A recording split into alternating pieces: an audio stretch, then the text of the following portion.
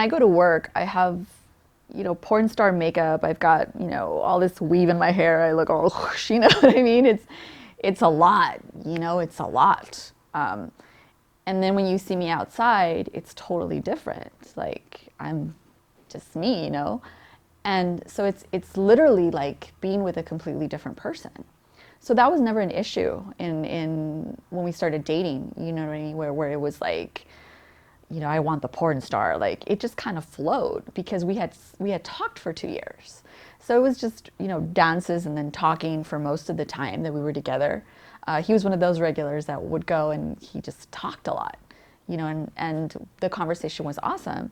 So when we actually did become intimate, it was like mind blowing, right? Because we already knew each other. It's like having a really good friend that, your chemistry is really cool, and you're attracted to them, but it never gets intimate. And then finally, 2 years later, it's like crazy, right? Anticipation. Yeah. So I think a lot of what held the glue that held it together was the sex, because it was just incredible. You know what I mean? And and it fluctuated throughout the years because it was stripper sex is very. I call it stripper sex because that's kind of what it is. Like I would come home, right, and then he wanted me to stay looking the way that I looked for that fantasy, and then we would have sex, and it was crazy. And then other times, like I'd be on my day off, and the sex was different. It was more like love making and all corny and shit, right? 2 positions only. Yeah. It was like married sex, right?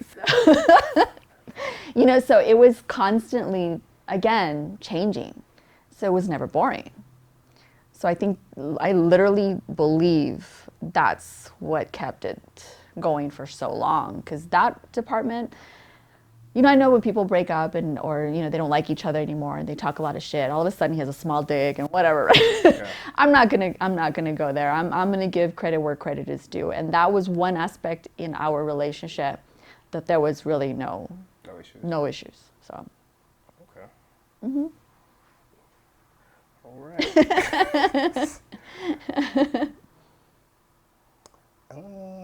So let's talk about family. So Okay. we talked about relationships. Now, how does, and I know there's, some issues there, Mm-hmm. but how is it with your family and the profession?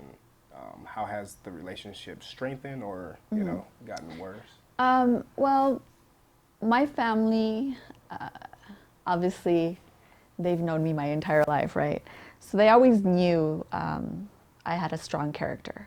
I'm going to do what I want to do no matter what. And my mother, again, like I said, she's a therapist. So that's, my mother was, again, pro-education.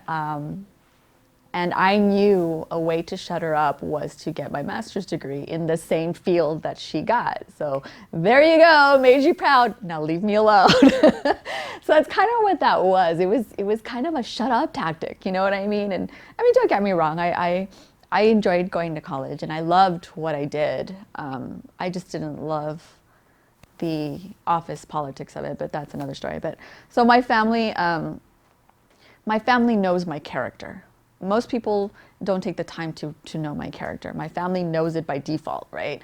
So my mother knows how hard of a worker I am. She knows how good of a mother I've been, how accepting I am, how non-judgmental I am, how good I am to people that I care about, and how I have everybody's back. You know what I mean? So everybody in my family knows that. So nobody cares about what I do. And that's the little bit of hope that I have. That's what allows me to go out into the world and attempt relationships, whether they're with men or, friendships with women, is I feel like if my family can know what I do and love me and accept me and appreciate me the way that they do, then surely an outsider can, if they just take the time. Yeah. And I have met people like that, mostly women, my friends, you know what I mean? But men, it's a little difficult, but but yeah, so my family at this point, because I've proven every stereotype wrong, they don't care anymore. In the past when they did care, it was more out of fear, because it's scary. You know, you think of your loved one going to a strip bar, like how seedy is that? You know, you think it's seedy and what's going That, on in there. it's just, kind of a gateway that leads to other things Right, like right. drugs abuse and, Right. whatever have you. But Exactly. I've never had an addictive personality in that sense. And I honestly, I used to be that kid that was like, you know, again, my dad was in law enforcement. And so I grew up with that whole just say no to drugs. You know, I was all afraid of drugs. I believed the egg in the pan story, you know what I mean? And, you know, you snort Coke once and you're going to die. And, you know, I believed all that stuff. So I grew up very like straight arrow and afraid of that kind of stuff. So my graduate education actually, like, oh my gosh, it was a godsend. It was a blessing in disguise because it opened me up to this world where I learned that people that do drugs, people that I gave counseling at the DWI court, the drug court, the prostitution court, and the public defender's office. So I got to talk to people that have really hit bottom. You know what I mean? And what I learned doing that was there was a lot of good people that just made mistakes. That's it. That's it. They made mistakes. You could have made that mistake. I could have made that mistake. It's just the path of life, you know? But at what point are we going to give a person the opportunity to be better? Why do we consistently just keep that person down, keep that person down? And I was able to relate to a lot of these people, not because I ever did heroin or not because I was ever in jail or prison, you know, not because of any of those things, but because I know what it feels like to be marginalized. I know what it feels like to be oppressed. I know what it feels like to have doors slam in your face constantly, no matter how hard you try. You know, and I would listen to these stories and I would tell myself, you know, if I got to a point where I couldn't feed my family, hell yeah, I'm going to go and sell my body. Oh well, sorry, I'm to that point. But guess what? That's my choice. So a lot of my belief system is very controversial, and a lot of my belief system contradicted or, you know, conflicted with a lot of the stuff that I was doing on a court-mandated, court-based system. So that's kind of where I felt, kind of where I was disappointed in a lot of what I experienced. You know, I was in this professional setting where I earned that position, and I was getting sexually harassed more in a business suit and my tag that stated that I was a licensed, you know, a master social worker than I do at the club. You know, I walk into the club and men give me respect, and I could be standing topless in front of you. I go to the courthouse in a three-piece suit and I have dudes acting like fools, cops, judges, lawyers. Really? So that was my pot of gold at the end of the rainbow that everybody was telling me. That was the pot of the gold that everybody was telling me I needed to get to. What you're doing at the club is wrong. That's what your goal should be. Okay, I accomplished the goal, but guess what? Why is it that I've got to stand there feeling like shit while these dudes treat me a certain way and I can't rock the boat? For the first time in my life, I've got to stay quiet. Like, that was very difficult for me. So I struggled with that. But again, you know what I mean? It's like my job is I didn't realize how powerful my job is. Being bold and out in your sexuality is so powerful. It either works for you or it works against you, but there's no middleman. And that's what I've learned. So having done 20 years in the business, do you feel that, you know, family, friends, they kind of give you you know, more respect, and then, you know, kind of look at you differently, you know, being that you didn't go down, you know, all these different paths that you could have, or I don't think it's more respect. I think they're grateful. Okay. I think they're thankful that, I mean, that I do didn't. do they see like the good that it's done for you? Oh yeah. Oh, And they're like, hey, definitely, you know what? definitely. We kind Oh of yeah. we looked at things wrong, and My you know, mother especially. My mother was, you know, that female that my aunts too, you know, my aunts have told me where they're like, you know, we thought of it a certain way, Correct. but we see how you live your life. Like, you know, I'm literally self-sufficient. And don't get me wrong, like I don't go around wanting to be so self-sufficient. You know, I would like to submit at some point in my life, but it just doesn't work, you know. But my job has allowed me that, you know. And what other job would have allowed me that. And everybody's like, well, what are you waiting for? What are you waiting for? Do your social work and yada, yada. And, I know I need to do that because I didn't go to college for 8 years for nothing. I get that. But I've gone through this change where, I've looked back in my life and I realized how many years I wasted on bad relationships, on stupid things. I just wasted a lot of my time. And now that my son is grown and I'm by myself, I have no responsibility but myself. I've done everything that I was supposed to do, so to speak. I have not seen the world. So I went out and I got a passport and I got my first stamp in Cancun, right? And now I feel like, well, before I commit my life to Jesus and start working the 9 to 5, right? I kind of want to travel like all of next year. So, I'm going to Honolulu in January. I'm going to Havana in February. I'm making plans to go to Australia in the summer. So those are things that I was not able to do or didn't even think of doing because I was so focused on other people in the past. And now, yeah, I can go into my career, but I'm going to have maybe 2 weeks of vacation a year? I'm okay with that. That's great for retirement. Once I'm done, I'm good to go. Like, I earned that, right? But for this next year, I think it's important for my mental health, for my self-awareness to at least travel and see the other parts of, see parts of the world, and I think it'll make me a well-rounded person, I think. So much out there to see. Yeah, definitely. So, let's talk about the relationship with you and your son. How has that played a significant role in, what you do? Right. And I know you mentioned, hey, at some point I want to go into the profession, but even if you don't, just you having gone through school is huge because your son sees that. Right. And he sees like what you have gone through, given the job that you've chosen to do, and even still, hey, I'm accomplished in education, something that's so important.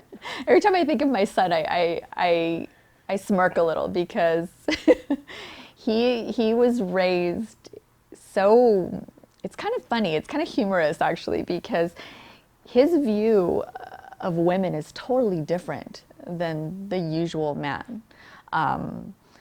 He was around girls from Hooters, he was around, girls that danced. So to him, to see a girl in a crop top or in a bikini is like, Secondary. It's not, it's not something that he gets all like crazy over, you know what I mean? And my son is very chill, and he's the complete opposite of what I am, in the sense that I refer to my son as Spicoli. I don't know if you've seen Fast Times at Ridgemont High.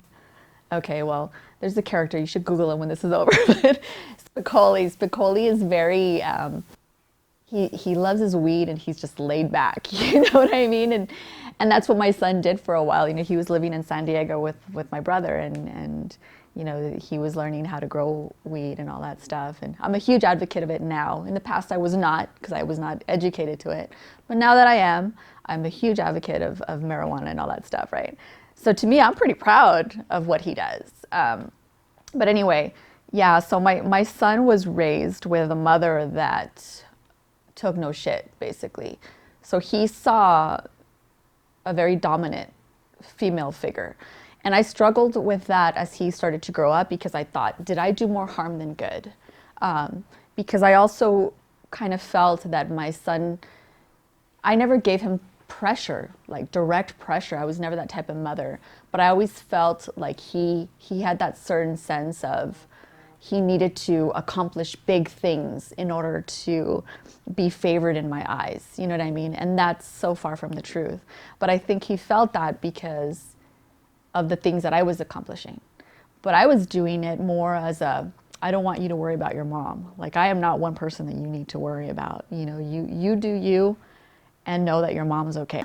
Okay, so let's go into some of the stereotypes that kind of come with the profession. Okay. That you probably have gone through, or Yes. that you've witnessed. Okay. So what are some like the biggest? The biggest. The biggest ones. I'm a hoe. Okay, so not the case. No, actually, I wish I was a bigger hoe, but unfortunately, I'm pretty picky. So, yeah.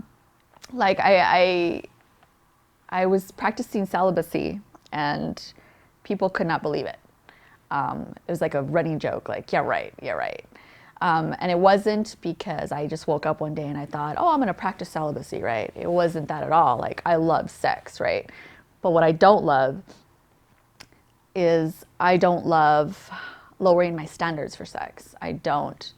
What people don't understand is that one of the benefits of being a stripper is that I get introduced to superficial conversation, superficial attraction every day for the last 20 years.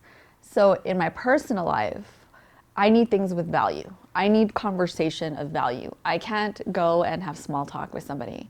I need depth in our conversation.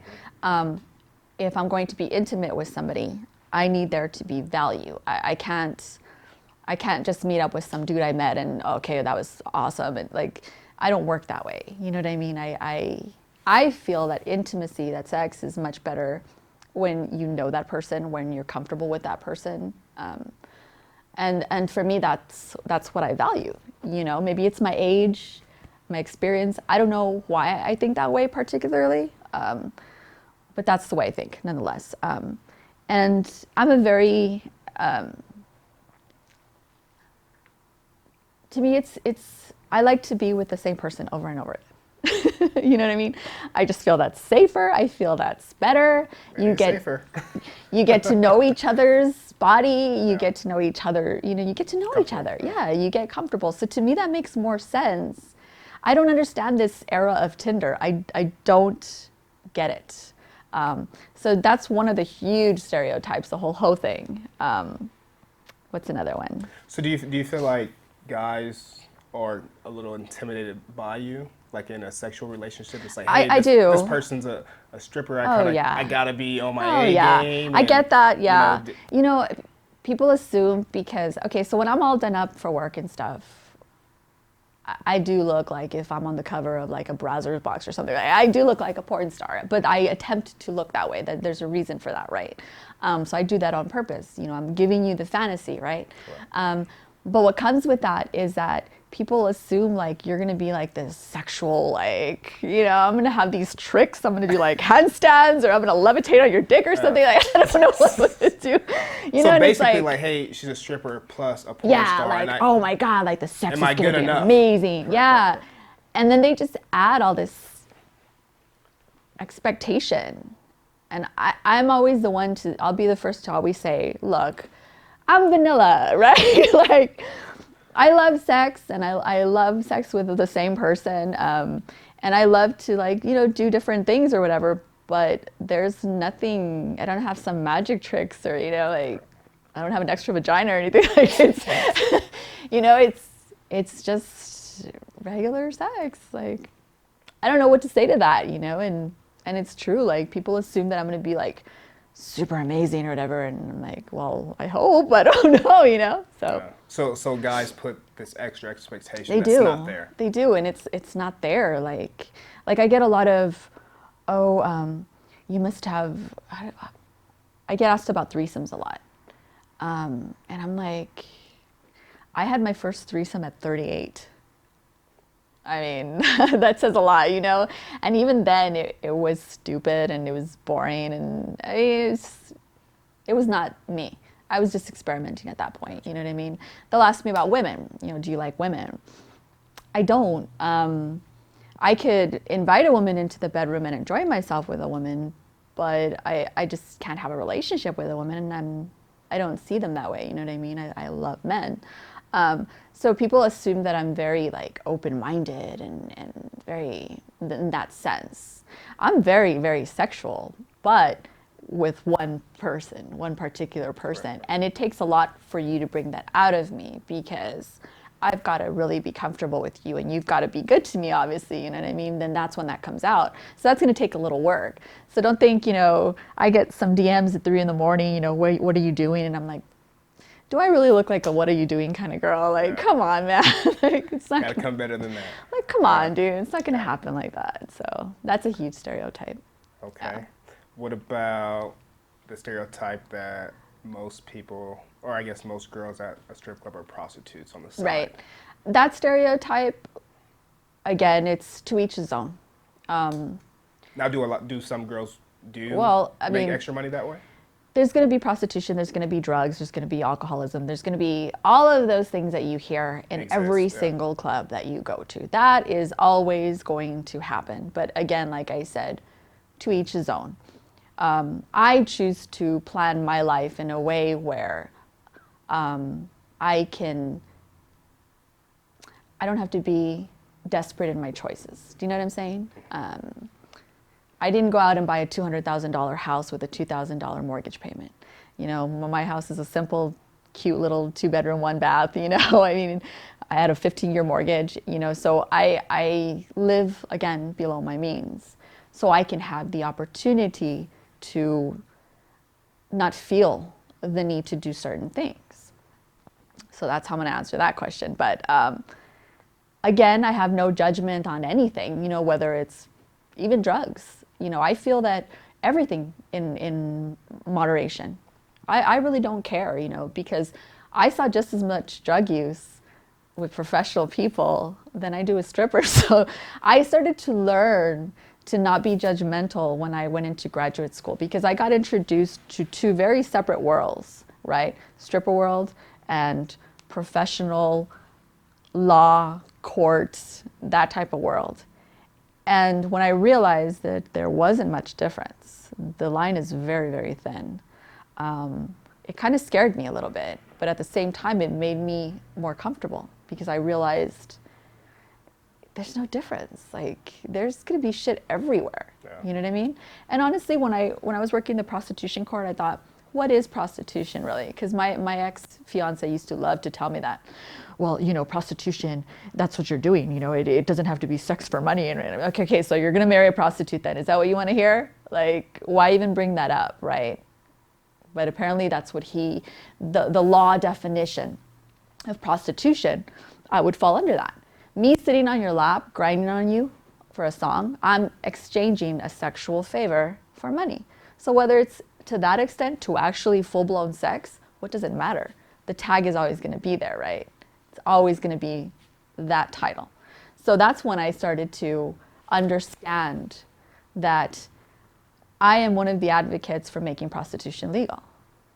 Because how many times have we gone out on a date and we have sex with somebody and they bought us dinner? Like, I mean, same thing. What's difference is that? And I was just about to mention yeah, that. like what difference like, hey, is that? I like you, let me take you out a couple times, we have sex, okay, I don't like you anymore. Now that's okay? Yeah, versus, so to hey, me let's it just doesn't, get to it. right, it doesn't You know make what I mean? sense to me. Instead of me buying you a purse, let me just give you some money.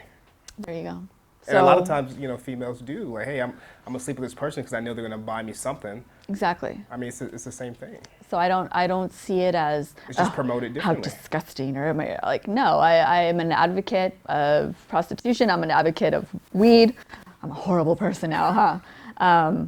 If you want to snort coke once a week or twice a week, I don't care. I don't care. My thing is, again, harm reduction. When does it become a problem? That's when it's an issue. If we have a girl and she's practicing prostitution, but she's not safe, that's a problem. Not just for you, for everybody, right? So, okay, that's when it becomes an issue. When you're snorting coke every night because that's how you manage life, then that's a problem. You know, so everything has, you know, a point of, holy shit, you need to stop doing that, you know, so again, harm reduction. Okay. I guess the next one, do guys tip better than females? That's a hard question, wow. Because you do have a certain population of females that do go to the strip club. I do, yeah, we do. Females are funny. But I think men are better tippers. Better tippers? Yeah, yeah, females, they're hilarious. Now, is it I don't even know what to awkward say when about you're that. like, hey, I have a female client and she requests me, or? To me, nothing is awkward at this point. Okay. I've seen it all. Like, there's nothing shocks me anymore. Like, I don't care. What gets me about women, though, is that you can tell the ones that are there because they're trying to impress the men that they're with. And then you can tell the ones that are there that are legitimately appreciating and having a good time. You know, and that's the funny part, that the dynamics of when the females go in. You know, you get the women that sit there and their body language says it all.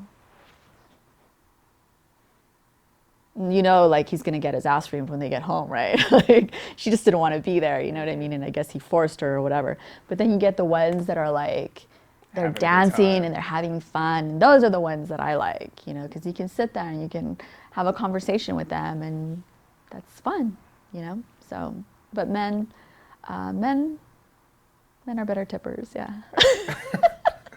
Okay. I guess drug use. Obviously, not every stripper. No.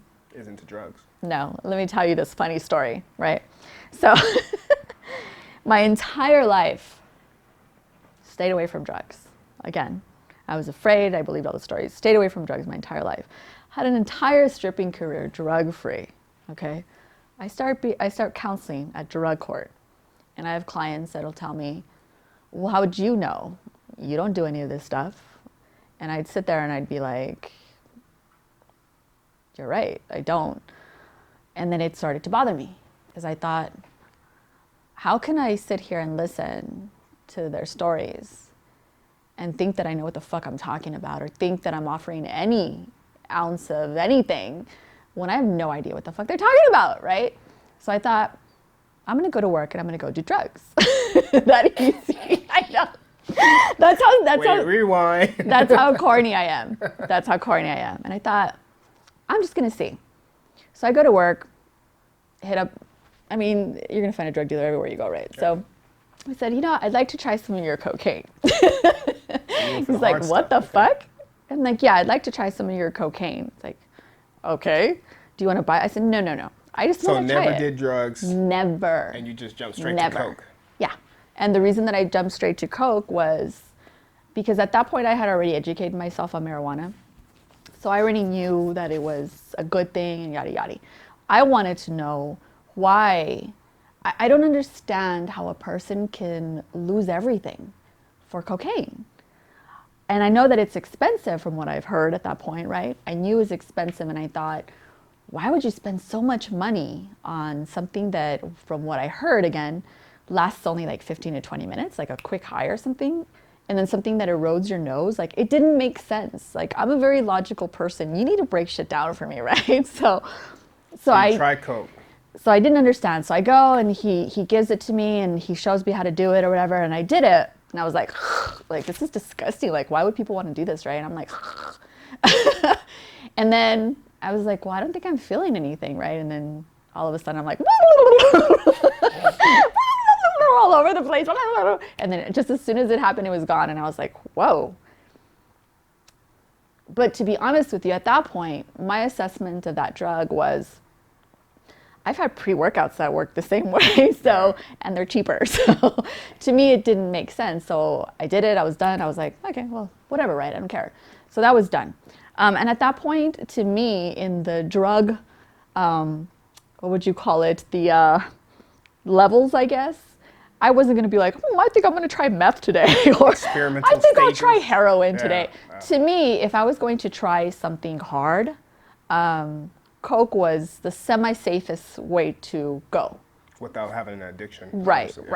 So to me, that made sense. So I tried, I did whatever. I still didn't get it, but I tried it.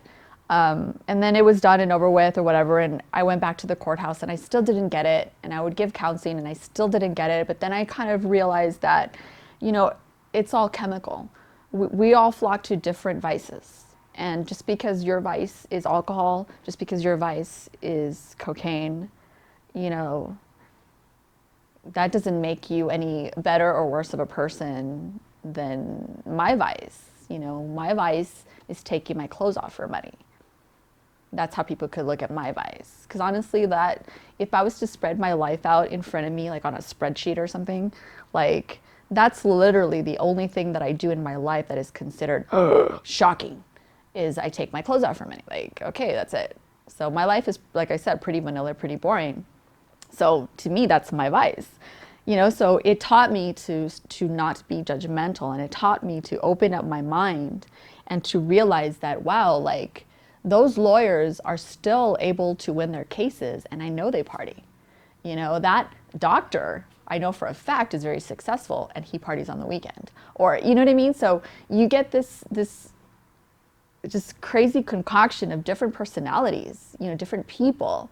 And you learn that it doesn't matter what your status is. Everybody has that void or that need to self-medicate in some sort of way, you know, whether, like I said, it's food, it's drink, it's drugs, it's sex, it doesn't matter. So who cares?